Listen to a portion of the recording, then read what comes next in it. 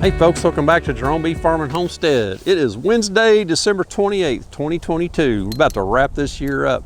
And it's been just over a month since I shot a video. Not a whole lot going on down here in the bees. Still got my wildlife videos going over there on Game Cam Wildlife. So if you get bored, go check those out. And if you like wildlife, they're actually pretty good.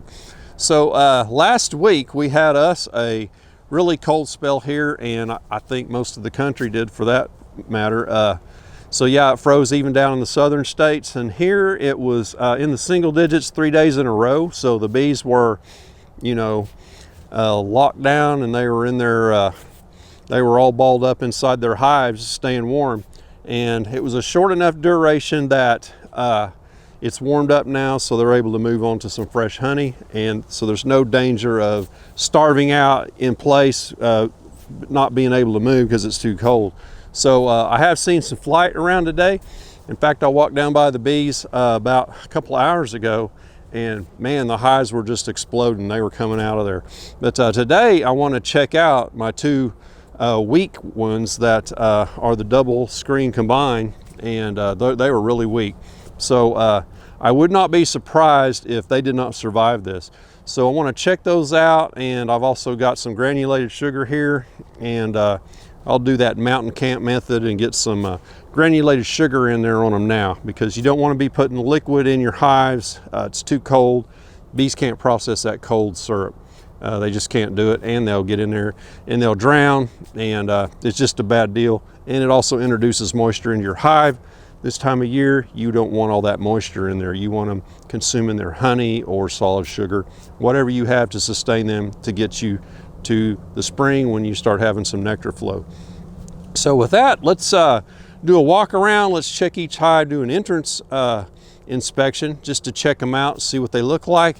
And then let's get into the double screen combined, and we'll check those weak hives and see if they made it. Let's get going.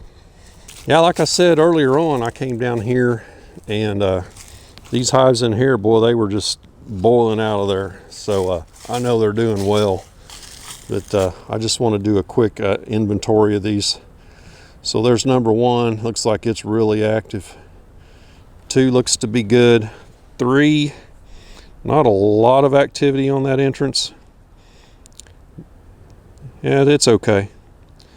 We need to check the weight on it. And number 4 looks to be okay. And 5's good. 6 is good. 7 good. 8. I need a reducer on there. 9 looks good. 10, yep. 11,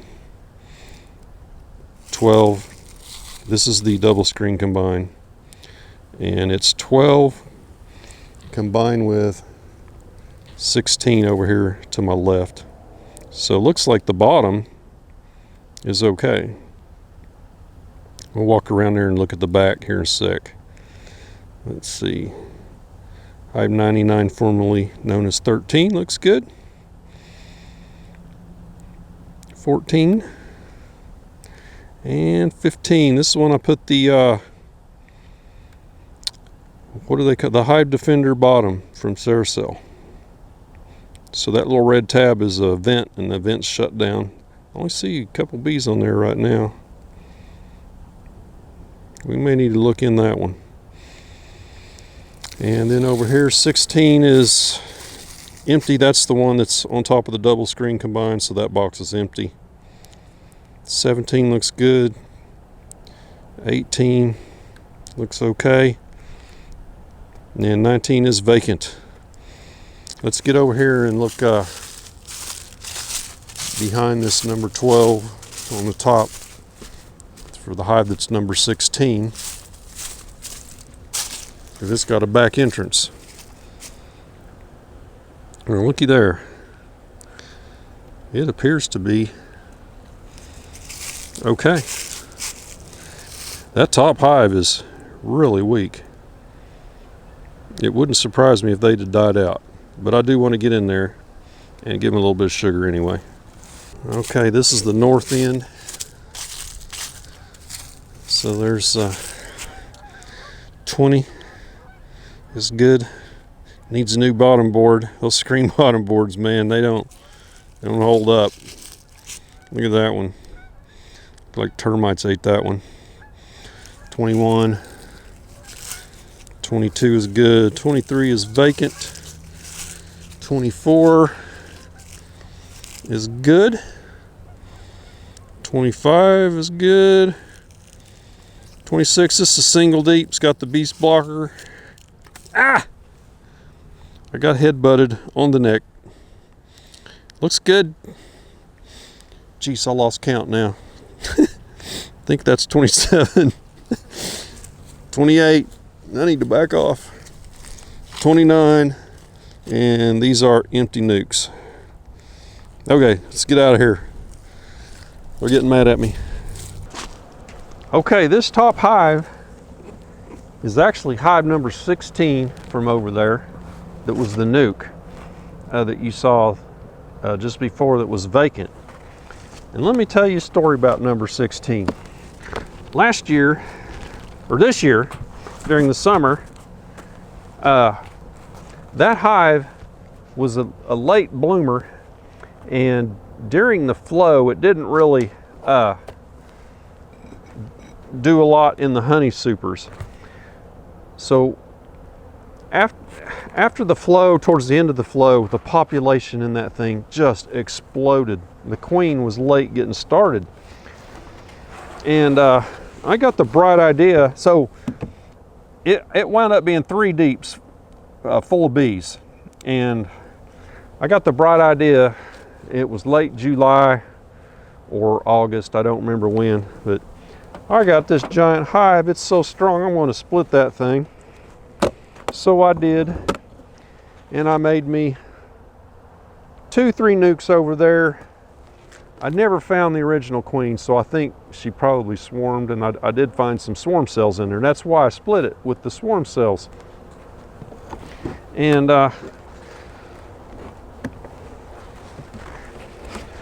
bees are mainly over here, so let's check our stores. So anyway, back to 16, which is this one. I did that split thinking that was going to be a good thing, and I was going to get me some good splits out of that. Well, that time of year, the drone population's not as good, I don't think, anyway. And I didn't get good mated queens. I think I had 1 nuke succeed out of the 3, maybe. Anyway, I didn't have a good success rate on my splits, and I had a bad queen in the original hive that she didn't get mated well. And long story short, kind of late for that, but anyway, I just had to reduce because that queen, and I think she even got superseded, and it's another queen that is in here. She just did not thrive. I don't recall, it may be the same queen, but these are all empty. And so, moral of the story is, don't get the bright idea to split a hive late in the season like that. I thought, you know, it was so strong I could get away with that. But, man, if you don't have good queens, they ain't going to make it. You get this. This is what you get. So don't split your strong hives late in the season, folks. Just saying for a friend. All right, we're starting to see some honey here and on that one. So they're not out of food. They're not in danger. I'm kind of concerned about the population still. I'm not seeing a bunch of dead bees down in the bottom like they froze out. There's quite a bit of honey right there. So this one, I don't think it needs sugar Not just yet. They got plenty. They just need to scoot over. This one's nice and heavy. Yeah, look at that. They got all the food in the world. Because there's not many bees in here to eat much, so they're not consuming it. So I'm curious to see how many we got here in our little cluster. So I see a little bit of nectar right in here where they're working on that. So there's just a few little bees right there. Let me zoom the camera in here a little better. So what you want to look for on a hive like this in the winter, if you're going into it. So it's 65 degrees right now. It's not bad. Not hard on these bees at all. It's not like it's 40 degrees out or something. So I want to be looking down here for a bunch of dead bees on the bottom, because they just had a big freeze and some of them could have died out. Here's our queen. Little bitty thing. And I've seen little bitty queens like that lay up a storm. So sometimes size doesn't matter in beekeeping anyways. So yeah, that's basically our cluster here. We got about the same amount of bees right there. Our queen's alive. I'll go ahead and pull this other frame, just take a quick look. But you won't see hardly any brood, if at all, this time of year. In fact, I didn't even bother looking. But yeah, about the same amount of bees. A little bit of capped honey. So they're just in the survival mode, and this frame here is about half honey. So they do not need sugar. They're not in danger of starving out. Their biggest threat is their population is small. I'll look in here for some eggs or capped cells. It's just too cold. Yeah, she's not laying. She looks proportional like a mated queen. She's just a mini me. We'll see how she does in the spring. If she doesn't work out, we just go ahead and combine this. Actually, we probably just reduce it down into one single deep. But I was trying to preserve the two queens. All right. Let's get this hive off of here, and we'll get down to the one below, number 12. I'll leave this off for now. Yeah, actually, I'm really surprised to see a hive that's basically 2 frames of bees survive that cold. They are tough. And they didn't lose a bunch. So I'm gonna set this right here. I'm gonna use this to set it on. So it'll only be touching in 4 points. So I'm not in danger of squishing a lot of bees. And I'm gonna bring this double screen board with me. In fact, I'll give you a shot of that first. So there's our double screen board. So there's separation between the hive below and this one. We've got a little bit of fighting going on here. So we're getting the wrong bees in the wrong hive. Get that back on there.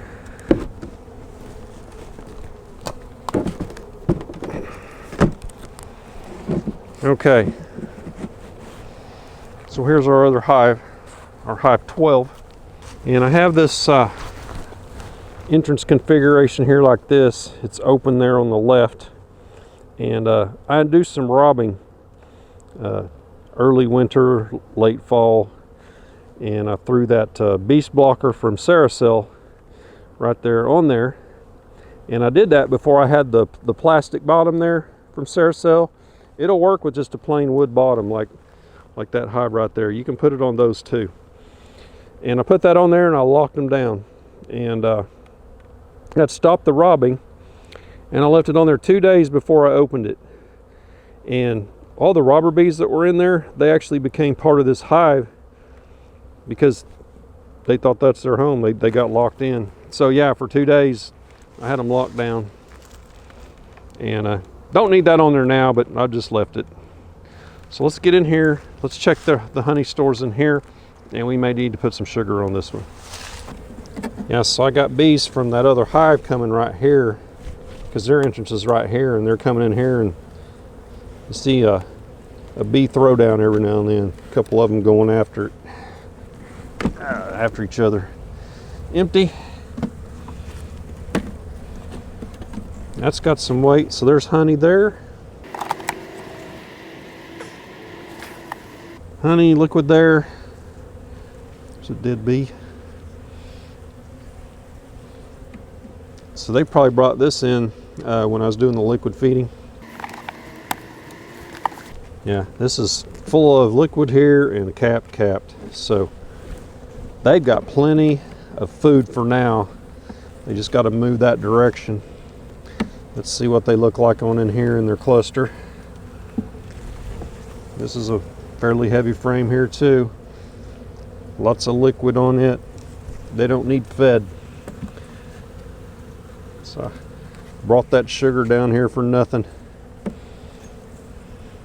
So this hive is probably, I'd say, twice as strong as that other one. I'm starting to look for my queen now.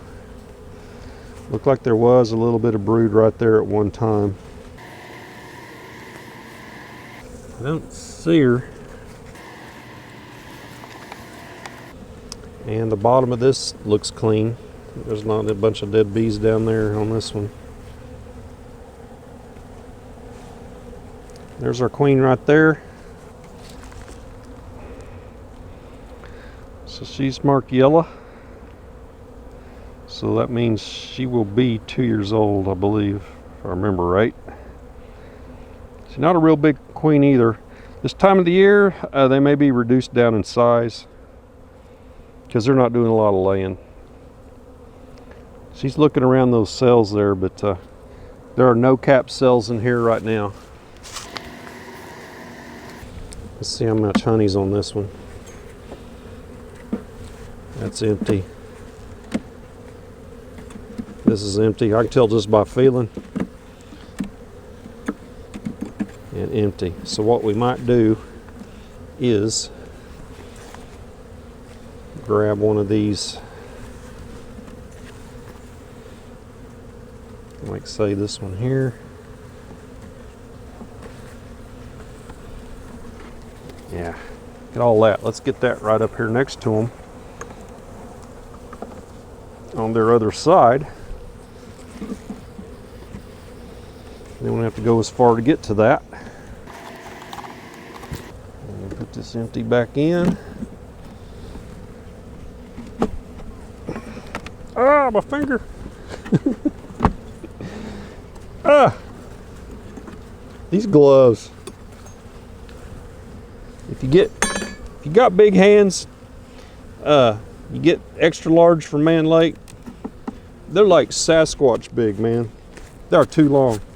See, XL, get the large. I wear extra large gloves just about everything, and they fit fine, but not these. All right.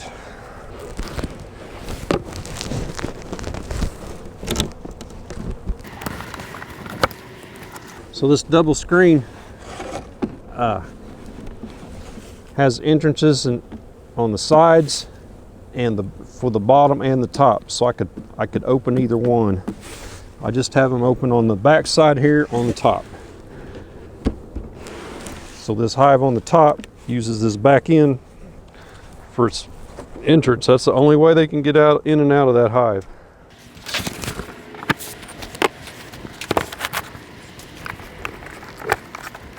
Okay, so we came through that cold spell great. Now some of these other hives that have heavy populations, I need to go around and grab the back side of them and, you know, feel the weight and see how much it weighs. If they feel very light, we know we need to get some sugar on those. That's the ones you want to worry about. It's a little early, late December. Usually late January and the February time frame, that's when your bees starve out because they've been living off that honey. And if they have a big population, there's more mouths to feed and they go through it faster. So that's the end of this video. Hopefully I will have something coming out sometime soon. Not sure what we'll be doing. I still need to make some sugar cakes, so I'll probably do a video on that. And we'll catch you on the next beekeeping video. So give me a thumbs up and don't forget to subscribe on your way out. Y'all take care.